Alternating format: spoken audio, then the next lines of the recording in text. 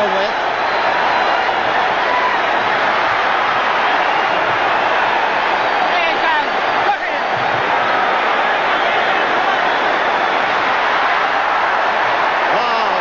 Leonard is showing his confidence, but he is not doing it the right way. He is taunting Duran with his posture. And Duran is saying, come on, fight, fight.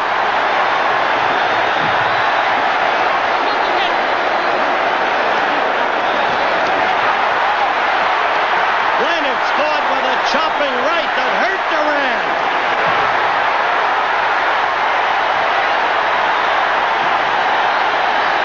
You can see how Leonard's confidence has grown. Now the ball out, and he caught him with the left. And he's got Duran openly, not just furious, but puzzled. Duran troubled by the movement.